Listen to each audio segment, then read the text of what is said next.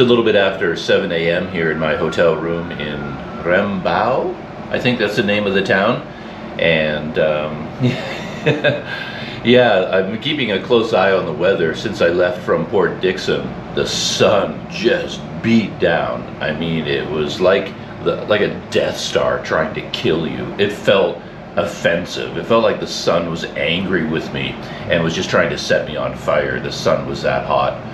One thing I've noticed in just the last couple of days of shooting video while cycling is that a lot of the hardships don't really come across. Like the first night when I spent in my tent, the utter misery of that situation was apparent to me because of just how sweaty and hot and dirty I was. And then you just set up your tent and you crawl into the tent and you just lie there, a puddle of sweat, and you're like, well, this is where I'm going to be for the next 10 hours. And you know, just soaking wet, and I don't know, it's just such a very difficult experience. But it doesn't come across on video. The heat doesn't come across. You can sit there at the side of the road filming and talk about how hot the sun is and how you have to rest in the shade, but none of that really comes across on the video. It's kind of funny.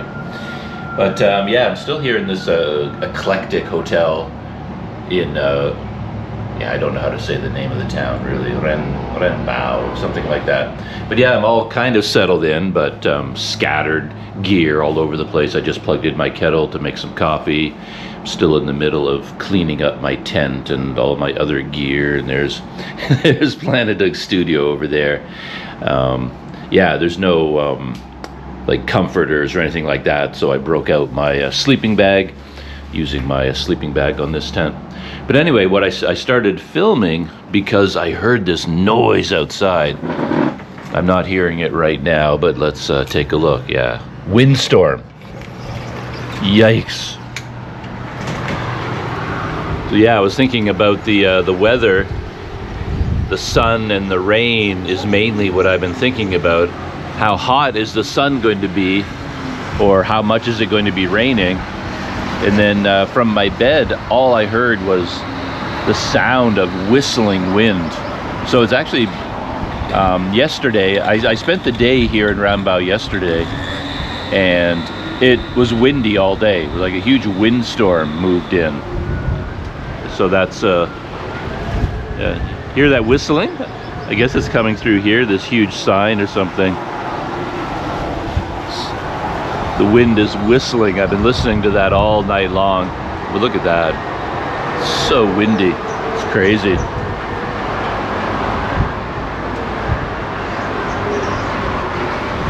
One of the things I did yesterday, of course, was get a haircut. So cut all my hair off. There's a barber shop right here, just downstairs. And I happen to be walking right by, which is kind of how I like to do errands. Like if I went out deliberately to get a haircut, I wouldn't be able to get it done. I wouldn't find a barber shop. They'd be too crowded. They wouldn't be open. There'd be some sort of a problem. But I just went out yesterday to grab something to drink. There's a 7-Eleven across the road over there. So I went out over to 7-Eleven to get a cold drink, and there happened to be a barber shop right beside my hotel. So I thought, oh, okay. I popped inside, completely empty, got a haircut. A really nice guy there. He said he was from India. They clearly didn't speak English, so I got out Google Translate, and I wrote in Google Translate, you know, hello, I would like to have a basic haircut, nothing fancy, no fancy style, don't worry about anything, just however I look now, just make it a lot shorter. So I wrote all that in English, translated it to Malay, because Google Translate was set to Malay, and I showed it to him, and he was very high tech. I was very impressed about this. He took my phone from me, and then he started tapping on it, and he switched the language from Malay to Hindi. And I said, oh, Hindi. He says, yeah, Hindi. He says, oh. And I chatted with him a little bit, and he's actually from India, born in India, and came here, yeah, as an immigrant worker, and ended up here, up in the mountains, in the windstorm. Yeah, really nice guy. Did exactly what I wanted for a haircut, so that was great. Yeah, last night I didn't take any video of it, but this place was open until 3 in the morning. Adja Seafood. and they had something set up all the way along the road. This whole parking area was jammed with cars at 3 in the morning, and they were setting off, I wouldn't even call them fireworks, I would call them like bombs going off. They were so loud, they shook everything in my room and woke me up, of course. But I have no idea, it was like individual bombs going off. And it was just like, boom! And then 5 minutes later, boom, another one. I came out to watch, but I didn't shoot any video. So yeah, here's my neighborhood. I'm in a strip mall. There's some nice restaurants over there. I had dinner. I can show you my dinner. They had a Ramadan special. Ayam bakar, I think it was. Yeah, I could put a photo in of my dinner. Again, I didn't shoot any video. But anyway, I just got out of bed and I heard the wind howling out here. So I just wanted to come out and record a little bit of the wind. Looks like it's going to be a nice day though, unless it's blowing in a storm from out in that direction.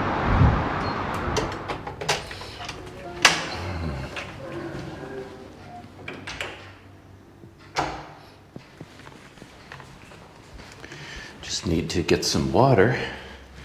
A lot of these places have water filters like this, and I'm kind of curious about them. Looks like this one isn't on. Okay, so turned on the power,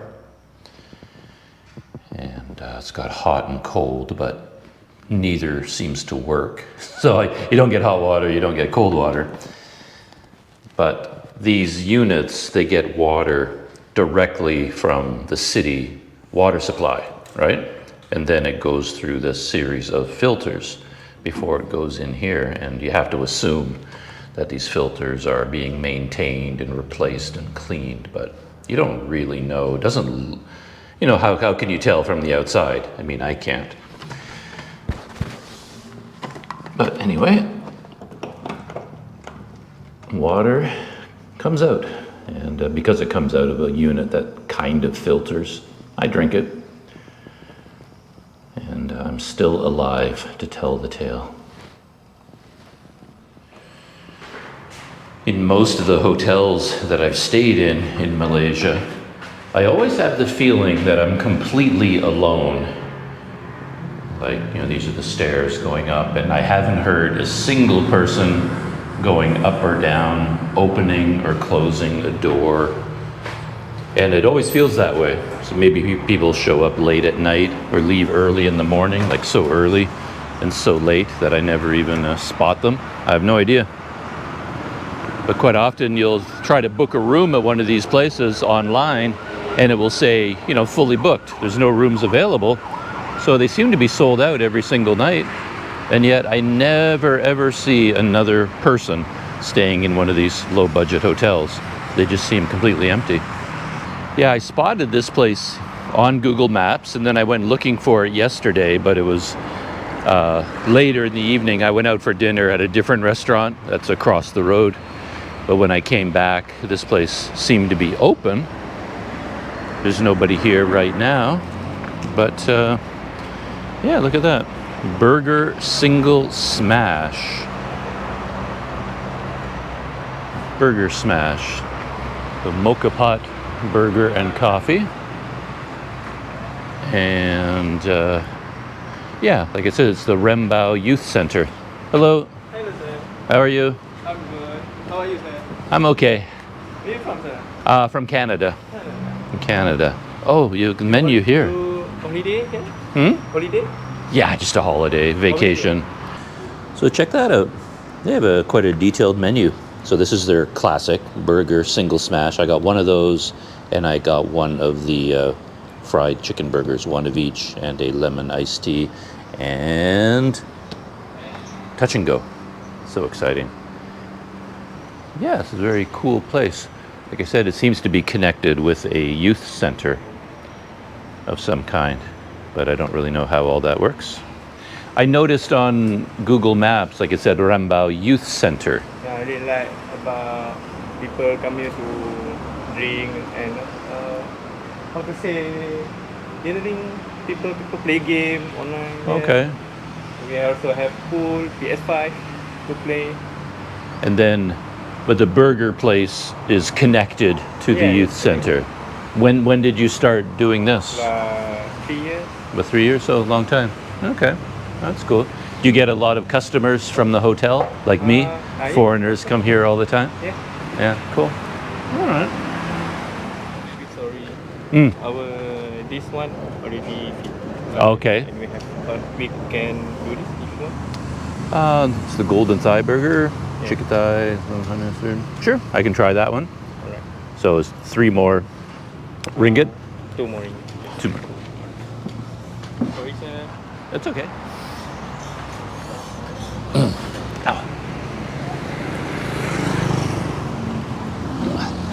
Yeah, actually, I hesitated ordering the fried chicken one. I don't know why. I just always have a feeling like the thing I order will be the one thing that they don't have that's available. Feels like frying something is more difficult than just throwing it on the grill. But anyway, but then he came over and said, no, we can't do that one. So that's fine. So I just picked another one on the menu there. Yeah, I guess I didn't even mention the name of the place, but they have a sticker on their iced lemon tea. Densuko Mokapot.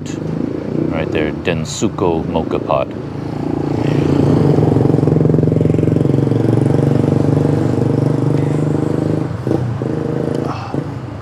Oh, that's nice. I need to let it get a bit cooler, but yeah, very light lemon flavor. Yeah. It's funny, even after like just 2 days of cycling, for days afterward, you feel like you're on a liquid deficit, right? Like 2 days of cycling, and then you'll feel thirsty for the next week. The thirst just keeps going on and on and on. I feel like I could drink 5 of these. Again, just line them up. I could put them all down.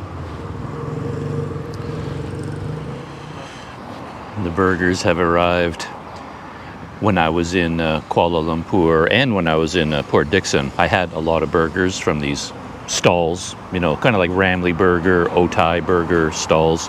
And I got used to that size and price and style. They're quite inexpensive, 5 ringgit. The ones that I got in Port Dickson recently were really, really big and elaborate for 5 ringgit. I don't even know how they could afford to sell them at that price. They were clearly worth a lot more than that. These ones are a bit more gourmet-ish, probably in terms of the patty, the beef. Well, they're both chicken actually, but yeah. Anyway, so this one is 10 ringgit. This is their burger smash, and then this is the that's quite a mouthful, quite a giant one there. Quite often these days, the food that I order comes to the table, and I think, I can't eat all of that. You know, I feel like, you know, my eyes were bigger than my stomach. But trust me, once I start eating, I'll power through both of these without any trouble at all. Nice little tortilla chips. Didn't take long. I just sat down, and ants are biting me already. The ants of Malaysia just don't like me. They just want to bite me, or maybe I'm very tasty. Anyway, let's bite into this. And there's the chicken. Oh, a lot of lettuce on the bottom.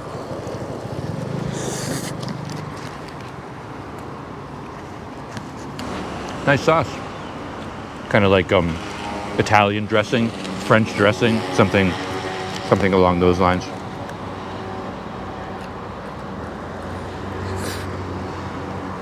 Now, for the video, before I finish that one, let me take a bite out of this one. This one's going to be, yeah, this is a lot. Good grief. Has everyone seen that McDonald's video now?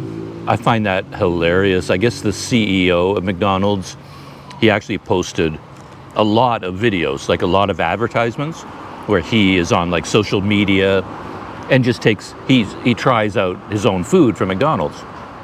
And I guess he's made a ton of these videos. I wasn't aware of it, but he recently made one about their new burger called the Arch Burger. So it's the CEO of McDonald's. Can you imagine?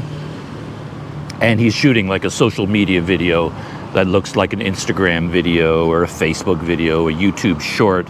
And he's talking about how amazing the Arch burger is. And then it came time to sample the burger, and he literally did something like this. Oh, that is so good. Like he took the tiniest nibble. Like you couldn't even tell whether he actually bit into it or not. Just a tiny little. Then he talked about how good it was, and everybody was making fun of that video. I thought it was really funny. And of course, what he's supposed to do is what I'm about to do: take a real bite, you know?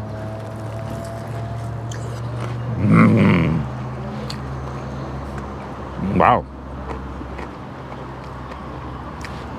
that is a lot.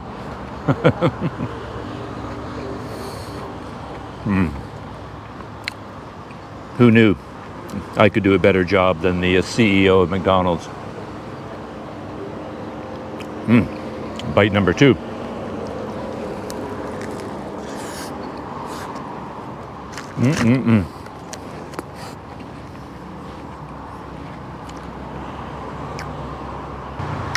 Well, that's all I'm going to capture on video for now. I'm going to make a real mess getting through the rest of these burgers.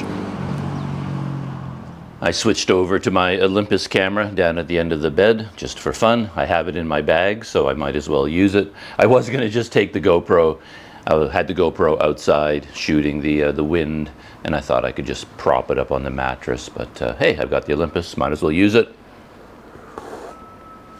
Got my morning coffee underway, and I just thought I'd chat a little bit on camera while I'm getting set up. I mentioned already that I edited the video from my first day when I rode from Port Dickson, and then I camped out at night. I finished. It took all day yesterday, and if you see the video on my channel, you'll probably understand why, because I shot a lot of video. I just can't help it. It's what I do. Again, I kind of treat my videos like they're journals, like a video documentary about my day. And I keep falling into that habit, partially because that's what's come natural to me, but also because if I wasn't doing that, I would get bored, right? I've got the entire day starting, well, whatever time my alarm went off, 5:30 in the morning, 6, something like that, until I finally was lying down in the tent, which was around maybe 8 o'clock at night. So that entire day of activities, I mean, if I don't keep recording all the time, then what do I do with all my time? Do you know what I mean? Like if all I did was shoot a short clip in the morning, hey, I'm going for a bike ride today, and then next thing you know, it's like 6 hours later, and I say, oh, here I am at the beach, another 30 seconds of video. I mean, what do I do all those hours in between? I like to keep busy, so I end up just running cameras all the time and filming everything I do, and then in the end, it ended up being about 2 hours worth of raw video, but it's actually 4 hours of raw video because I was shooting most of the time with the Hero 12 and the Hero 9. So I had two videos of everything that happened. So I ended up, like I said, with 4 hours of raw video to work with, and I got that down to like an hour and 40 minutes or an hour and a half or something like that. But anyway, it's a long video, but there it is. I shot all of it, so I just included it. In terms of editing to make it shorter, it doesn't feel like I can take each section and shorten it, because each section is just, it is what it is. Like when I went swimming went for a swim at the beach, I filmed myself swimming and talking, and then it's like, it's not like I can shorten it. I have a choice between deleting it or not deleting it. Like if I wanted to make the video down to half an hour or something, that just means this section has to be deleted, that section has to be deleted, that section. You know, you have to just remove entire sections.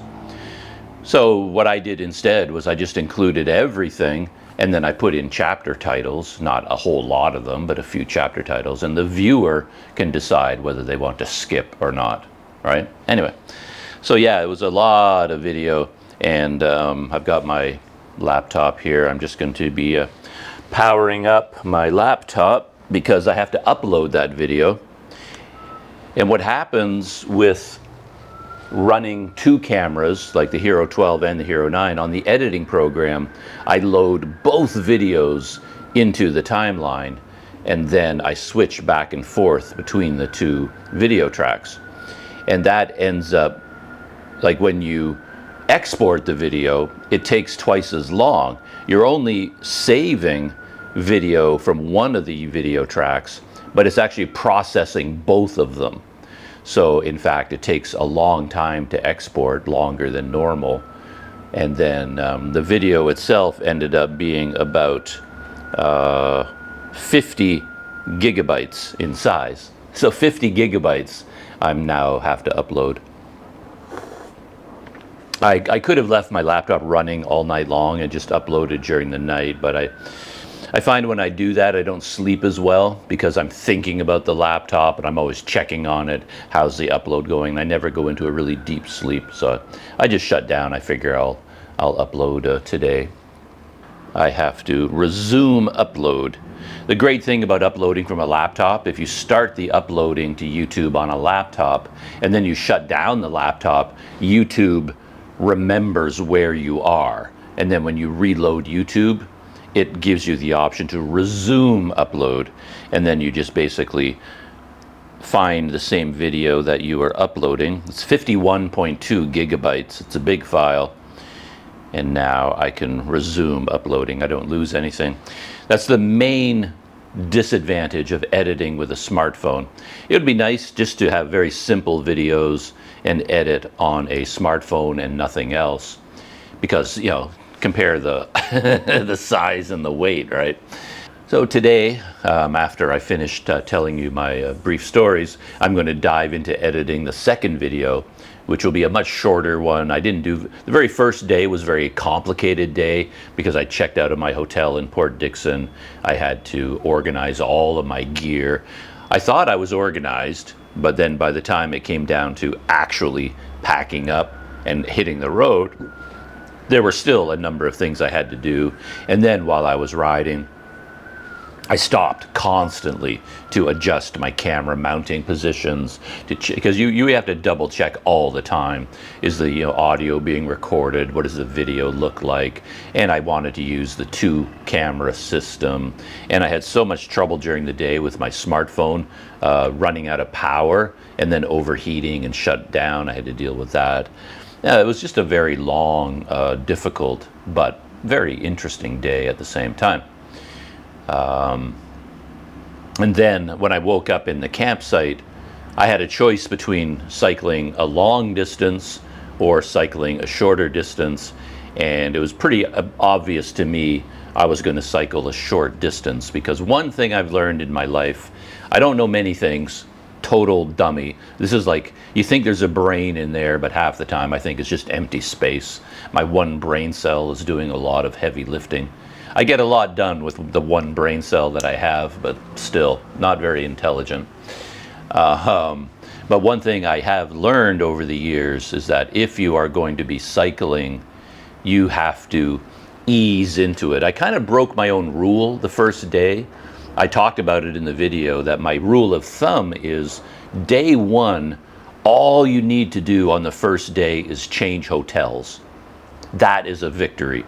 You don't even have to leave the city limits. You're in one hotel, pick another hotel on the other side of the city, book a room there, and spend the entire day doing nothing but organizing your gear, packing it up, riding across the city, testing all of your systems, making sure everything's working, nothing is broken.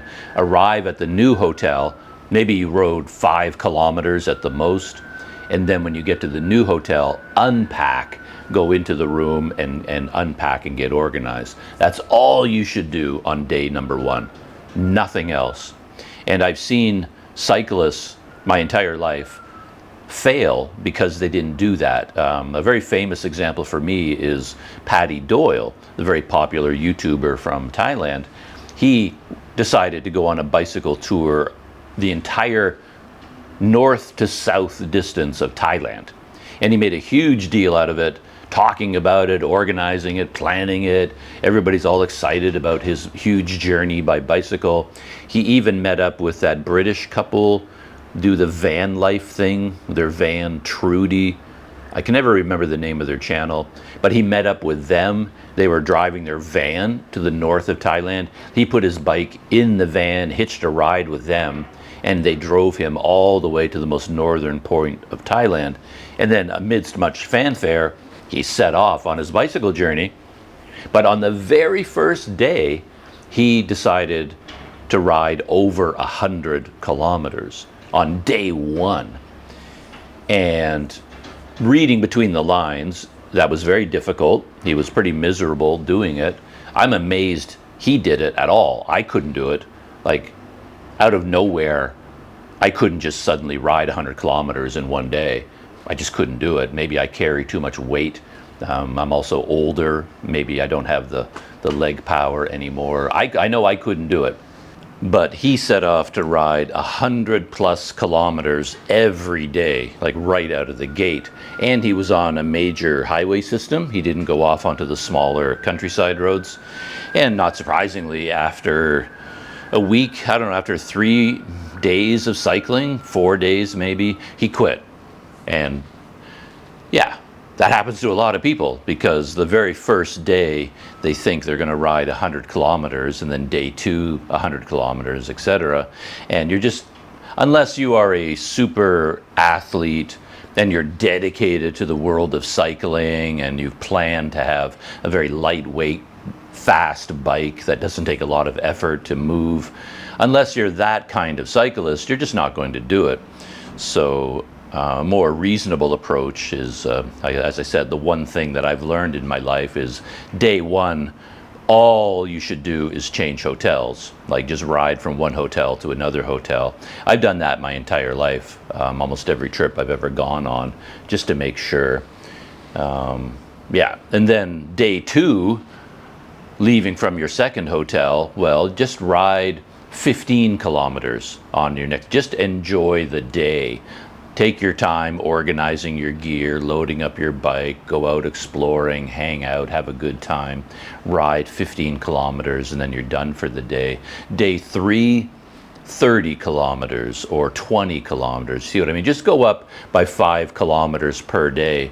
And then after a week, you might be doing 50, 60 kilometers a day. And it will actually take you 2 weeks of every day in the saddle before you start to feel comfortable. It takes that long to ease into it. And then I think that's why a lot of people break down when they go bike touring, because they'll often plan a 2-week trip. It's like, oh, I got a 2-week holiday, I'm going to go on a bike tour. But in my world, it takes 2 weeks just to get over the agony of being on a bicycle. After 2 weeks, then you start to enjoy it. So having a 2-week holiday bicycle trip, for me, that's just 2 weeks of misery. And then by the time you're finally getting accustomed to riding a bike, then your trip is over, right? Anyway. And speaking of spending the entire first day just organizing your gear, my Olympus camera, the battery died, so I had to put in a new battery. And for the life of me, I could not find them. I know I have 4 batteries for this Olympus camera, but with all the gear that I have, all the bags that I have, I had no idea where I put them. Like, none at all.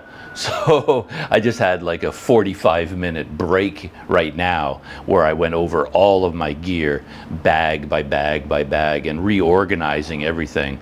Because your very first 1 or 2 days on the road, you're suddenly looking for items. And it's like, oh, where did I put that? Oh, that's where it is. And then you start moving things around based on what time of the day you need them and how often you need access to those things. You end up refining your packing system over time. Every time you set up the tent, crawl in there, you're like reorganizing all your gear, and there's like, so I need my flashlight at this point in the day, so it shouldn't be buried deep in one of my bags. I better keep my flashlight here in a more convenient spot. And you refine your system. I haven't had time to do that, so I was like, where are my Olympus? And I started thinking I lost them, that maybe they fell out of a pocket and they're just on the road somewhere, because I could not find them anywhere. So that's when I reset, and the only way I can find things is to just go over my entire set of gear. So bag by bag by bag, I took each bag, opened it up completely, went through all the contents, sealed it, put it aside, next bag, sealed it, put it aside, and after a very long time, it was like, oh, that's where I put them. Anyway, it took me so long to find the extra batteries and put it in the Olympus that I completely forgot what I was talking about. I don't even know why I was talking about Paddy Doyle and how he rode 100 kilometers the first day, nearly killed himself trying to ride so much each day right out of the gate, and he ended up quitting the bike ride because, yeah, it's just too much. You just can't do that. So my philosophy is, as I said, very slow, and you just ease into it. Anyway, I just had some thoughts on my mind here in Rembau. I'm going to fire up my laptop to edit my second video. And as I said, that video is going to be much shorter because I woke up in my campsite. I couldn't really film much because I woke up before the sunrise and it was just pitch black. And it's really, with the GoPro, I forgot that I had the Olympus. I should have set up the Olympus because it's better in low light. It's the whole reason I brought it with me, but I just never even thought about it. And then, so breaking camp, I didn't really film anything. I just talked a little bit in the morning in the dark, and then the video jumps to my bike, fully packed, ready to go. And then I started cycling, and I only went a very short distance, and a big chunk of the video, I lost it because my microphone ran out of power, and I never noticed. So I was just filming and filming and filming, and then there was no audio for any of that video. So a big chunk of the day is just gone. It's just kind of funny. Considering how much time and effort I put into organizing, I still don't notice when my microphone batteries die. But anyway, so yeah, I rode a very short distance, and I came here to this town, and I booked this hotel room. And that was a very short day, all in all. So this video, and because I had no battery power left, I used up all my GoPro batteries on the first day. I had like 2 batteries with a little bit of power left in them. So I used those throughout the day sparingly. I didn't shoot with 2 GoPros. I only shot with 1 GoPro. So I could conserve battery power. So I didn't film very much for me on the second day. And I have to edit that video today while I'm uploading the first one. 20% has been uploaded. So that's it for this morning. I'm going to dive into editing my next video. Maybe I'll take you out into the town later when I go get some lunch and some dinner, and get organized for getting back on the road tomorrow. Hopefully, yeah, there's nice sunny weather tomorrow, because when I get cycling again, I have a big climb ahead of me. It's actually a climb here called Bukit, of course, because that's the name, the Malay name for hill. And this is a famous cycling hill called, I can't find it. But anyway, there's a section of road right out of town here where it has a very steep grade. That's one of the reasons I spent the night here, because, as I said, I like to ease into cycling. 2 days of cycling and then 2 days off the bike. That's a good pattern for me because my legs are really stiff, even from the short cycling I already did.